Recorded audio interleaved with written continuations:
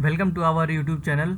और previous lecture में हमने पढ़ा था डॉटनेट टेक्नोलॉजी के बारे में, डॉटनेट फ्रेमवर्क के बारे में और लैंग्वेज के बारे में, सी शार्प, और सॉफ्टवेयर इंस्टॉल करना सीखा था वहाँ से। तो प्रीवियस लेक्चर में जहाँ से हम लोगों ने कंसोल एप्लीकेशन स्टार्ट किया था, हम वहीं से स्टार्ट करेंगे। ठीक है, तो हम आते हैं अपने कंसोल एप्लीकेशन की ओर। हाँ ठीक है दोस्तों, ये जो है ना, ये आपका कंसोल एप्लीकेशन है। ठीक है, ये इसका इधर ये सोल्यूशन एक्सप्लोरर में आपको दिख जाएगा इसके फाइल स्ट्रक्चर, क्या क्या फाइल क्रिएट होते हैं। ठीक है, प्रॉपर्टी हो गया और ये रेफरेंस है, ये सब मैं बाद में बताऊंगा ये क्या चीज़ है। ठीक है, रेफरेंस में ये आपका प्रॉपर्टीज़ में ये असेंबली है। ठीक है, असेंबली कब क्रिएट होता है मैं आपको ये भी बताऊंगा। तो चलिए एक नॉर्मल सा मैसेज प्रिंट करते हैं। ठीक है, फिर मैं आपको बताऊंगा वो कोड बाय कोड क्या क्या है। ठीक है, तो कंसोल डॉट राइट लाइन, ठीक है, ये लिखते हैं हेलो सी शार्प।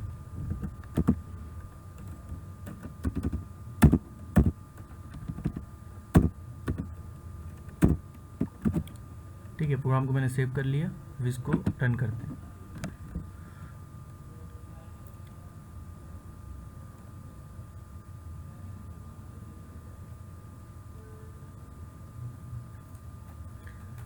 दोस्तों जब आप फर्स्ट टाइम प्रोग्राम रन करेंगे ना, तो थोड़ा सा लिटिल बिट टाइम लेगा। ठीक है, ये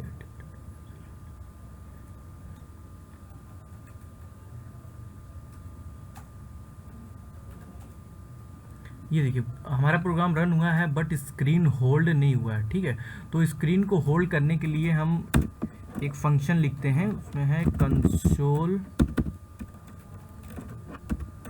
कंसोल डॉट रीड की।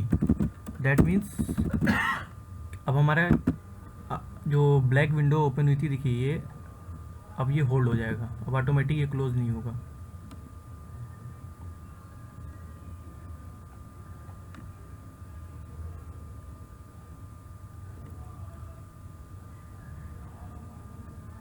ये देखिए हमारा प्रिंट हो गया C sharp, hello C sharp.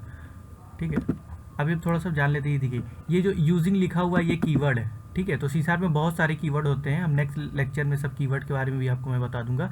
और ये जो सिस्टम है, ये सिस्टम नेम स्पेस है। जैसे कि यहाँ पे नेम स्पेस के आगे लिखा हुआ है ना कंसोल सिस्टम, वैसे ये सिस्टम नेम स्पेस का नाम है।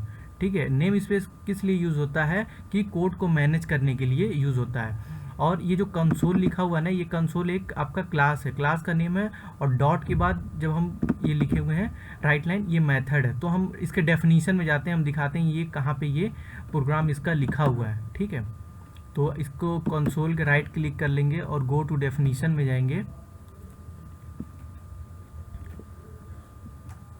तो यहाँ पे देखिए यहाँ पे नेम स्पेस में लिखा हुआ है ना, नेम स्पेस में लिखा हुआ है सिस्टम। ठीक है, सिस्टम। और यहाँ पे देखिए ये स्टैटिक क्लास है। ठीक है, कंसोल जो कि क्लास है। अब इसके अंदर हमने राइट कंसोल और राइट लाइन लिखा था ना, देखिए राइट लाइन, देखिए ये राइट लाइन हमने फंक्शन, ये हमने, ये मेथड है, ये मेथड है। मेथड को मेथड भी बोलते हैं, फंक्शन भी बोलते हैं। ठीक है, तो आप को मैं बता दे रहा हूँ। और ठीक है, तो हम चलते हैं बैक अपने प्रोग्राम की तरफ। तो अगर आप यहाँ पे ये डेफिनीशन नहीं देना चाहते हैं, ठीक है, तो इसको आप हटा देंगे, तो यहाँ पे भी एरर आ जाएगा। देखिए तो आपको फुल डेफिनीशन देना पड़ेगा, सिस्टम डॉट कंसोल। ठीक है, तो उसमें बहुत सारे फंक्शन हैं, तो आप बहुत सारे फंक्शन को बार बार आप सिस्टम डॉट कंसोल, कई तरह के फंक्शन को कॉल करने के लिए आप फुल डेफिनीशन देना पड़ेगा। तो इसीलिए हम क्या करते हैं, एक नेम स्पेस हम यहीं पे डिफाइन कर देते हैं, ताकि थोड़ा सा कोड में भी हमारे बहुत ज़्यादा लिखना नहीं पड़ता है। कंसोल डॉट सिस्टम, ठीक है।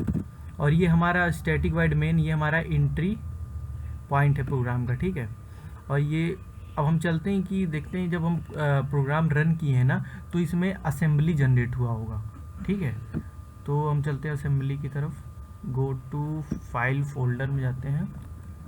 ठीक है, यहाँ पे देखिए बिन में जाते हैं। दो तरह का असेंबली क्रिएट होता है, एक .exe और .dll।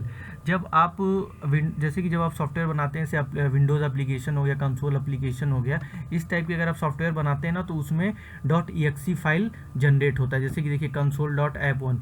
अब इस फाइल में आपने, इसी फाइल में हम लोगों ने कोड किया हुआ है, तो वो यहीं पे आके वो इंटरमीडिएट लैंग्वेज बोलते हैं इसको। ये जो कोड जनरेट हुआ ना इसको इंटरमीडिएट लैंग्वेज भी बोलते हैं और माइक्रोसॉफ्ट इंटरमीडिएट लैंग्वेज बोलते हैं। मैं अभी आगे इसको बताता हूँ कि अब अगर इसको आप कॉपी करके, इसको कॉपी कर लिए, ठीक है, कॉपी करने के बाद इसको किसी फोल्डर में अगर आप पेस्ट करके, ठीक है, जैसे यहाँ पे पेस्ट किए, अब इसको आप डायरेक्ट ओपन करेंगे ना तो जो आप प्रोग्राम लिखे होंगे देखिए वो रन हो जाएगा, ठीक है।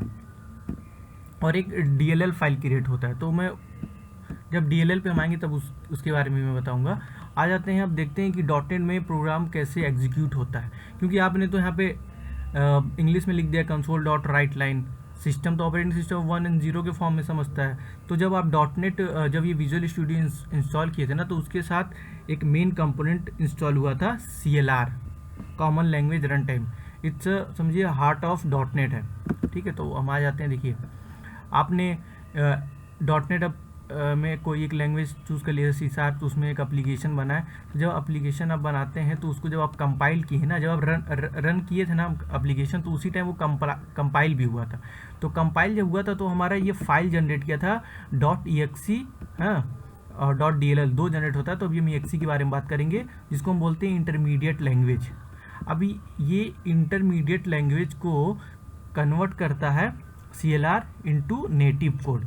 तो अभी ये इंटरमीडिएट लैंग्वेज हमारा हो गया। इंटरमीडिएट लैंग्वेज को नेटिव कोड में कन्वर्ट करने के लिए एक सेंटर में हमारा JIT होता है, ये JIT कंपाइलर होता है। ये हमारा इंटरमीडिएट लैंग्वेज को कन्वर्ट करता है नेटिव कोड में, तब ये हमारा ऑपरेटिंग सिस्टम इसको अंडरस्टैंड कर सकता है। फिर वो ऑपरेशन परफॉर्म करता है, जो बैकग्राउंड में जो आप मैसेज टाइप किए फिर ऑपरेशन आपको आउटपुट दे देता है, ठीक है। तो ये CLR ये बहुत ही इम्पॉर्टेंट कंपोनेंट है .NET का, ठीक है। तो और दोस्तों जब आप ये CLR एक और भी अच्छा काम करता है, गार्बेज कलेक्शन का भी एक बहुत अच्छा मेमोरी मैनेजमेंट करता है। जैसे कि जब आप C++ में जब आप प्रोग्रामिंग करते हैं ना, जब वहाँ पे वेरिएबल या कोई मैसेज वगैरह कुछ भी अगर प्रिंट कराते हैं ना, मैसेज प्रिंट कराएं, ठीक है, उसके बाद से आप क्लास के ऑब्जेक्ट बनाएं। ये क्लास और ऑब्जेक्ट जो हम नाम ले रहे हैं ना, ये सब आगे मैं आपको सब बताऊंगा क्या है, कैसे क्रिएट करते हैं। तो हमारे मेमोरी में इसका एक एड्रेस लोकेट हो जाता है, ठीक है। तो जब हम प्रोग्राम रन करते हैं ना तो वो एड्रेस मेमोरी में एलोकेट हो जाता है। जैसे हमने console.writeline लिखा था तो वहाँ पे ये मेमोरी में कहीं एलोकेट हो गया जब हम रन किए। लेकिन जैसे हम प्रोग्राम को क्लोज किए ना तो नेटिव कोड जो कन्वर्ट हुआ था वो फिर अपने हमारे प्रीवियस IL में वो आ जाता है, इंटरमीडिएट लैंग्वेज में आता है। तो ये ऑटोमेटिक होता है गार्बेज कलेक्शन के थ्रू। लेकिन अगर C# में क्या है, ये बेनिफिट नहीं है। C# में C++ में ये बेनिफिट नहीं है। अगर आप वेरिएबल क्रिएट किए हैं, क्लास ऑब्जेक्ट अगर आप क्रिएट किए हैं तो उसको रिलीज़ करना पड़ता है, उसको डिलीट करना पड़ता है फ्रॉम मेमोरी से। इसीलिए जब आप C++ में प्रोग्राम लिखते हैं ना तो लास्ट में जितने भी वेरिएबल आप डिक्लेयर किए थे, जितने भी ऑब्जेक्ट आप क्रिएट किए थे, उसको लास्ट में आके आप डिलीट करते हैं ताकि वो मेमोरी से फ्री हो जाए ना। मेमोरी वो एक स्पेस रिक्वायर्ड कर लेगा। तो ये क्या होता है, C# का बेनिफिट है, ये ऑटोमेटिक वो रिलीज़ कर देता है, ठीक है।